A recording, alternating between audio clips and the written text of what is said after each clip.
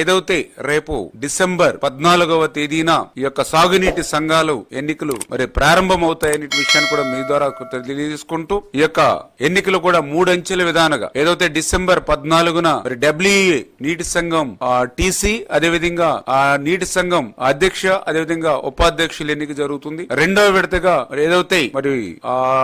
Second విడత అదేవిధంగా third విడత 3 విడతలుగా మరి వాటర్ సంబంధించినటువంటి డిస్ట్రిబ్యూటరీ కమిటీ రెండవ విడతగా, ప్రాజెక్ట్ కమిటీ 3వ విడతగా ఇట్లా ఎన్నికలు ఏదైతే జరుగుతున్నాయో అది డిసెంబర్ 14వ తేదీ నుంచి మరి యొక్క సాగునీటి సంఘ ఎన్నికలు జరుగుతాయని చెప్పేసి కూడా మరి మీ ద్వారా కూడా ఈ సందర్భంగా తెలియజేసుకుంటూ ఏదైతే చంద్రబాబు నాయుడు గారు కూడా చాలా క్లియర్ గా మరి ఆయన ఆదేశాలు ఒక్కసారి వరద వస్తే మళ్ళీ 2-3 సంవత్సరాలు కరువు రానిటువంటి విధంగా ఆ యొక్క వరద నీటిని వడిసి పట్టి మనం నిల్వ చేసుకోవాలి. ప్రతి ఆఖరి ఎకరానికి కూడా సాగునీరు అందించేటువంటి విధంగా మనం చర్యలు తీసుకోవాలి అనేటువంటి